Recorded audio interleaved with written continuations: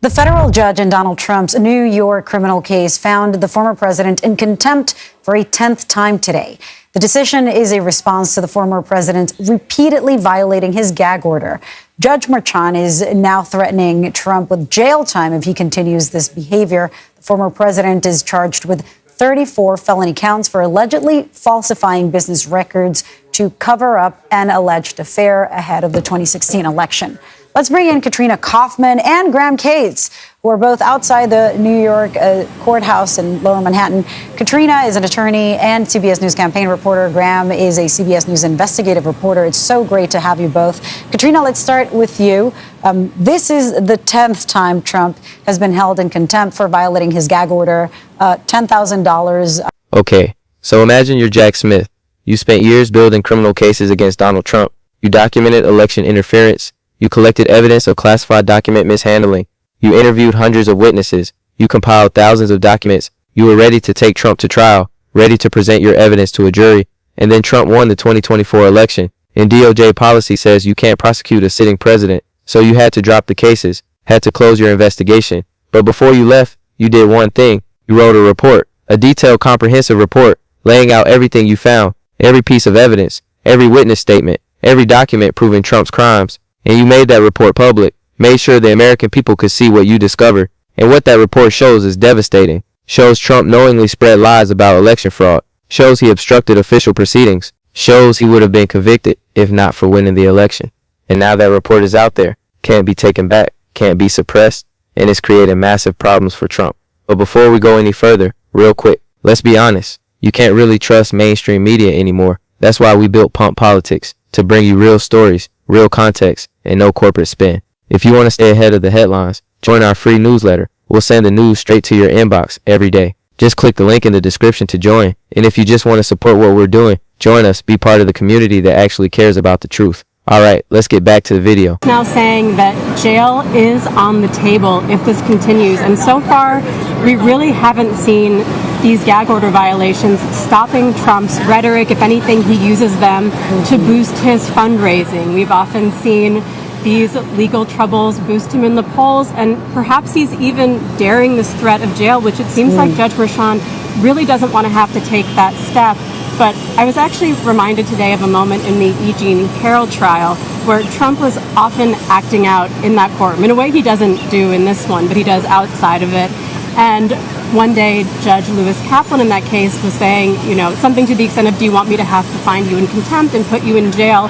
And Trump commented, I would love that. And the judge said, I know you would. And so you almost wonder if he realizes how that Smith's final report is 137 pages of lethal evidence, not speculation, not political attacks, evidence that would hold up in court, evidence sufficient to obtain and sustain a conviction at trial. That's Smith's conclusion. Not that Trump might be guilty, not that there are questions to answer, but that the evidence was strong enough to convict, and the only reason prosecution didn't happen is DOJ policy protecting sitting presidents, not because Trump was innocent, not because the evidence was weak, but because he won an election. And that conclusion, that statement from a special counsel who built the case, who knows the evidence better than anyone, that's powerful, that's damning, that's something Trump can't dismiss as a partisan witch hunt, because Smith laid out his evidence, showed his work, documented everything, and invited anyone who doubts it to read the report and see for themselves. The report details how Trump spread lies about election fraud for over 2 months after the 2020 election. And here's the key part. Trump knew those claims were false. This wasn't Trump genuinely believing he won. This wasn't Trump being misled by bad information. According to witness testimony and internal campaign communications documented in Smith's report, Trump knew he lost, knew the fraud claims were lies, and spread them anyway. And that knowledge, that intent, that's what makes it criminal. Because if you genuinely believe election fraud happened, speaking out isn't a crime. But if you know your claims are false, and you spread them anyway to overturn legitimate election results, that's conspiracy, that's fraud, that's criminal conduct. And Smith's report shows Trump knew, has the receipts, has witnesses saying they told Trump he lost, has communications showing Trump's team knew the fraud claims were bogus, and Smith documented all of it. Smith was careful about what charges he included. Notably, the report doesn't charge Trump with incitement of insurrection, doesn't go that far, but it does lay out Trump's role in January 6th, does show how Trump's lies and Trump's pressure campaign led to violence, does document Trump's actions and inactions that day. It makes clear that even if you don't call it insurrection, Trump's conduct was criminal, was an attempt to obstruct official proceedings, was conspiracy to defraud the United States. Those are the charges Smith was pursuing, and the report shows why those charges would have stuck, why a jury would have convicted, why Trump's legal defenses wouldn't have worked. Smith systematically dismantles every argument Trump's lawyers made, every claim of immunity, every assertion that Trump believed he was acting properly. The report shows it's all nonsense, shows the evidence proves criminal intent and criminal conduct. Trump's response has been predictably aggressive. He's calling Smith a clueless prosecutor, threatening to fire him, attacking him on social media, claiming the whole investigation was political persecution. But those attacks ring hollow when you read the report, when you see the evidence Smith compiled, when you understand how thorough the investigation was. Trump can call Smith names all he wants, can claim it's all fake, but the evidence is in the report. The witnesses are on the record. The documents exist, and Smith made it all public specifically so people could judge for themselves. So Trump couldn't just claim persecution without people being able to see the actual evidence. And that transparency, that public documentation, is Smith's final move, his way of ensuring that even if Trump can't be prosecuted, the truth still comes out, still becomes part of the historical record, still affects how people understand this period. Congressional Republicans are furious. Jim Jordan is demanding Smith testify, wants to grill him about the investigation, wants to attack him publicly, wants to claim the whole thing was politically motivated.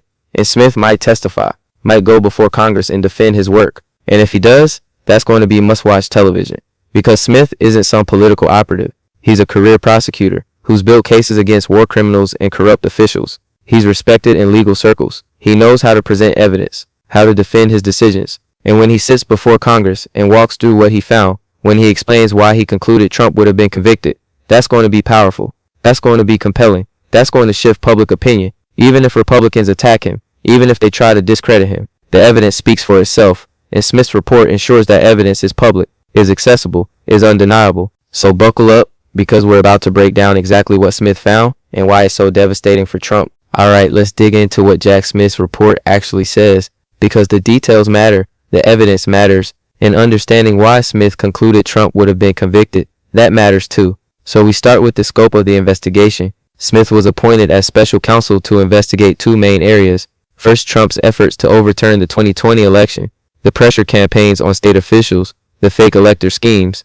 the January 6th attack, all of it. Second, Trump's handling of classified documents after leaving office, the materials at Mar-a-Lago, the obstruction of efforts to retrieve them, the lies to investigators. And Smith spent years on both investigations, issued hundreds of subpoenas, interviewed hundreds of witnesses, collected thousands of documents, built comprehensive cases, and was preparing to take Trump to trial on both matters, had indictments ready, had evidence organized, had trial strategies prepared. And then Trump won the 2024 election, and everything changed. DOJ policy says you can't indict a sitting president, can't prosecute them while they're in office. The reasoning is that prosecution would interfere with their ability to perform presidential duties, would create constitutional crises. So the policy is you wait, you investigate, you build your case, but you don't prosecute until after they leave office. And when Trump won the 2024 election, that policy kicked in, meant Smith had to drop his cases, had to dismiss the indictments, had to close the investigation. But Smith didn't go quietly, didn't just shut down and walk away. He wrote a final report, documented everything he found, and made it public. And that report is his legacy, his way of ensuring the truth comes out even if prosecution isn't possible. The report on election interference is particularly damning. Smith documents how Trump spent over 2 months after the 2020 election spreading false claims about fraud, about stolen votes, about rigged machines, about dead people voting, all the claims that Trump and his allies made.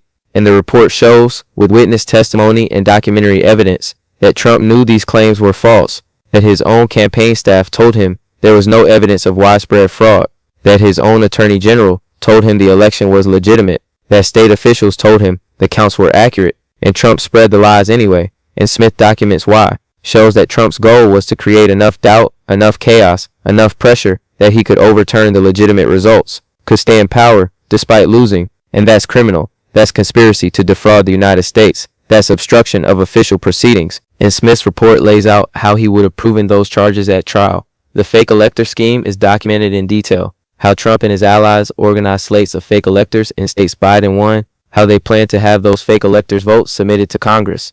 How they hope Mike Pence would use those fake votes as justification to reject legitimate electoral votes. And the report shows Trump's direct involvement, shows he knew about the scheme, approved it, directed it, and shows that he knew it was illegal, that lawyers told him it wouldn't work, that it violated the law, and he pushed forward anyway. And that knowledge, that intent, that's what makes it criminal. Smith documents meetings where the scheme was discussed, communications where Trump gave directions, witness testimony from people who were in the room, all of it showing Trump's criminal intent and criminal conduct. January 6th gets extensive coverage. Smith documents Trump's role in the attack on the Capitol, how his lies created the conditions for violence, how his rally speech that morning directed the mob toward Congress, how he watched the violence on television and refused to call it off, how his inaction allowed the attack to continue for hours. And while Smith doesn't charge incitement of insurrection, he does lay out how Trump's conduct that day was criminal, was a continuation of his efforts to obstruct the official proceeding, was using violence and threats to achieve what he couldn't achieve through legal means. And Smith documents all of it, has testimony from White House staff about what Trump said and did, has communications showing Trump's state of mind, has evidence that would prove Trump intended the violence, wanted the violence, used the violence to pressure Congress. The classified documents case is equally well documented. Smith shows how Trump took classified materials to Mar-a-Lago after leaving office, how he stored them insecurely, how he showed them to people without clearance, how he refused to return them when asked, how he lied to investigators about having them, and how he obstructed efforts to retrieve them. All of that documented with witness testimony and physical evidence. And the report makes clear this wasn't accidental. Trump knew he had the documents, knew he wasn't supposed to have them, knew he was required to return them, and refused anyway, and then lied about it, and then obstructed the investigation. All willful, all criminal. And Smith documents every step, has witnesses who saw the documents, who heard Trump talk about them, who were directed by Trump to hide them or lie about them. And all of that would have been presented at trial, would have proven Trump's guilt beyond a reasonable doubt. Smith's conclusion is unambiguous. He has sufficient evidence to obtain and sustain a conviction at trial. Sufficient, not maybe enough, not possibly enough. Sufficient. That's a high bar. That's a prosecutor saying, I'm confident I will win. And Smith only dropped the cases because of DOJ policy, not because the evidence was weak, not because Trump had good defenses, but because you can't prosecute a sitting president. And Smith makes that crystal clear in his report. Make sure everyone understands that Trump isn't being clear, isn't being exonerated, is simply being shielded by a policy designed to protect the presidency. And Smith questions whether that's right, whether DOJ policy should allow someone to escape accountability by winning an election, whether the benefits of that policy outweigh the costs of letting criminal conduct go unprosecuted. The report also addresses presidential immunity because Trump claimed he had immunity for all his actions, that as president, he couldn't be prosecuted for anything he did in office. And Smith's report makes clear that's wrong. That immunity only applies to official acts, to things done in the president's official capacity, and that spreading election lies, organizing fake elector schemes, obstructing official proceedings, none of that is official presidential conduct. That's personal conduct, campaign conduct, criminal conduct, and there's no immunity for it. And Smith cites Supreme Court precedent, cites constitutional law, makes a detailed legal argument that Trump's immunity claims are baseless, and that argument matters because it becomes part of the legal record, becomes precedent for future cases, establishes that presidents can be prosecuted for criminal conduct, even if it happened while they were in office. Trump's attacks on Smith have been relentless, calling him clueless, claiming the investigation was a witch hunt, threatening to fire him, and going after law firms that worked with Smith, trying to punish anyone associated with the investigation. And those attacks reveal Trump's strategy, try to discredit Smith personally, try to make people think the investigation was political rather than evidence-based, try to create doubt about the findings. But that strategy doesn't work when the evidence is public, when anyone can read the report and see what Smith found, when the witnesses are on the record and the documents are available. Trump can attack Smith all he wants, can call him names, can threaten him, but the evidence doesn't change, the truth doesn't change, and Smith made sure of that by making his report public. Congressional Republicans demanding Smith testify, that's going to be interesting, because if Smith goes before Congress, if he testifies publicly, he's going to defend his investigation, going to walk through the evidence, going to explain why he concluded Trump would have been convicted, and Republicans are going to attack him, going to claim bias, going to claim the investigation was improper. But Smith isn't easily intimidated. He's built his career prosecuting powerful people. He knows how to handle hostile questioning, and he has the evidence on his side. So if he testifies, if he gets the chance to present his findings to Congress and to the American people, that's going to be powerful. That's going to shift public opinion. That's going to make it harder for Trump to dismiss the report as just another political attack, because Smith will be there under oath, defending his work, showing the evidence, making the case that Trump committed crimes, and that testimony is going to matter. So let's break down what Jack Smith's report means. why it's so significant even though Trump won't be prosecuted, what the implications are for accountability, for presidential power, for American democracy. Because this report isn't just a legal document, it's a historical record. It's documentation of attempted election subversion. It's proof that prosecution didn't happen, not because Trump was innocent, but because he won an election. And that has profound implications. First, the accountability question. Smith's report shows Trump committed crimes, has the evidence to prove it, and concludes Trump would have been convicted at trial. But because of DOJ policy, prosecution didn't happen. And that raises fundamental questions. Should winning an election shield you from prosecution for crimes? Should DOJ policy allow criminal conduct to go unpunished? Should we accept a system where powerful people can escape accountability by attaining office? These aren't easy questions, and Smith's report forces us to confront them, forces us to decide whether current DOJ policy makes sense, whether it serves justice or undermines it, whether the benefits of protecting presidential function outweigh the costs of allowing presidential crimes. Second, the historical record.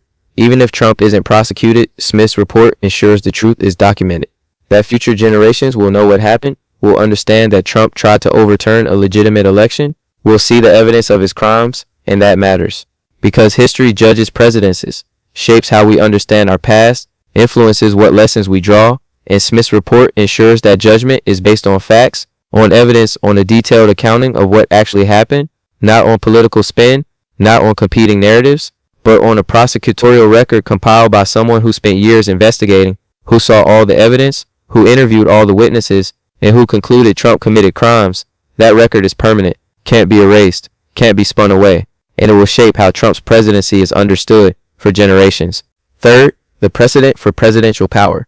Smith's report makes clear that presidential immunity has limits, that it doesn't cover unofficial acts, doesn't shield criminal conduct, doesn't make presidents above the law, and that clarification matters for future cases, for future presidents who might try to claim unlimited immunity, for courts that have to decide what conduct can be prosecuted. Smith's legal analysis becomes part of the conversation, becomes a reference point, becomes precedent that constrains future claims of immunity, and that's important for preserving accountability, for ensuring that presidents know they can be prosecuted for crimes, for maintaining the principle that no one is above the law. Fourth, the political impact. Smith's report gives ammunition to Trump's opponents, gives them evidence-based arguments about why Trump is unfit, why his conduct was criminal, why he shouldn't be trusted with power, and Democrats are going to use that, going to cite the report, going to quote Smith's conclusions, going to use the evidence to justify their opposition to Trump. And for some voters, particularly independents who are less partisan, Smith's findings will matter, will affect how they view Trump, will influence whether they support him, because this isn't just Democrats attacking Trump. This is a special counsel appointed through proper processes, documenting crimes with evidence that has credibility that purely political attacks don't have. Fifth, Trump's vulnerability. The report exposes Trump legally and politically, shows his crimes are documented, shows evidence exists that could be used in future prosecutions, shows that once he leaves office, once he's no longer protected by DOJ policy, prosecution could resume, and that creates ongoing legal jeopardy, creates fear that he'll eventually face accountability, creates pressure to use his remaining time in office to protect himself, to pardon himself, or have his Justice Department suppress evidence or find ways to prevent future prosecution. And those efforts to protect himself, they create new scandals, new controversies, new evidence of obstruction, and deepen his legal problems. 6. The limits of DOJ policy. Smith's report highlights a fundamental flaw in current policy, that winning an election shouldn't shield you from prosecution for crimes committed before or during a previous term. That DOJ policy, while well-intentioned, creates a loophole that undermines accountability, and that's going to drive calls for reform, for changing the policy, for finding ways to prosecute even sitting presidents when the evidence is clear, for ensuring that electoral success doesn't equal legal immunity. And those reform efforts are going to be contentious, going to involve constitutional questions, going to require rethinking fundamental assumptions about presidential power. But Smith's report makes clear the current system doesn't work, doesn't serve justice, and needs to change. 7. Congressional testimony. If Smith testifies before Congress, that becomes a major event. Must-watch television. The special counsel walking through his evidence, defending his conclusions, explaining why he believes Trump committed crimes, and Republicans attacking him, claiming bias, trying to discredit him, but with Smith able to respond, able to cite evidence, able to show that his conclusions were based on facts, not politics. And that testimony will shift public opinion, will make Smith's findings real for people who haven't read the report, will give Democrats sound bites to use in campaign ads, will create political problems for Republicans who have to defend Trump despite the evidence. So congressional testimony isn't just theater, it's consequential. It shapes narratives. It influences elections. Eighth, Trump's attacks backfiring. By attacking Smith so aggressively, by calling him names and threatening him, Trump draws more attention to the report, makes people curious about what Smith found, makes the findings seem more credible rather than less. Because if Smith's report was really just political garbage, why would Trump be so defensive? Why would he attack so hard? The intensity of Trump's response suggests he's worried, suggests the report is damaging, and that makes people want to read it, want to understand what has Trump so scared, and the more people read it, the more they see the evidence, the more they understand Trump's criminal conduct, the more they question whether Trump should be in office. Ninth, the broader implications for democracy. Smith's report documents an attempted coup, an effort by a sitting president to overturn legitimate election results and stay in power illegally, and it shows that attempt nearly succeeded, that Trump came close to pulling it off, that American democracy was genuinely threatened, and that documentation matters because it shows democracy is fragile, that it requires vigilance, that it can be undermined from within, that future attempts could happen, and that we need safeguards, need accountability, need to ensure that what Trump tried can never succeed, and Smith's report becomes part of that safeguarding, becomes evidence of the threat, becomes a warning to future would-be authoritarians that their crimes will be documented even if prosecution is delayed. 10th, what happens next? Smith's report is out there now, public, permanent, and it's going to keep generating consequences. Congressional hearings, media coverage, campaign ads, legal citations, historical analysis, all using Smith's findings, all building on his evidence, all ensuring that Trump's crimes remain part of the public consciousness. And eventually, when Trump is no longer president, when DOJ policy no longer shields him, prosecution could resume. New prosecutors could pick up Smith's cases, could use his evidence, could finish what he started. And Smith's report ensures that possibility remains real, that the evidence is preserved, that accountability, however delayed, remains possible. That's Smith's legacy. That's what his report accomplishes. It ensures the truth is known, the evidence is preserved, and accountability remains possible, even if delayed, even if Trump escapes for now. The record exists, and eventually, it will matter. Stay tuned.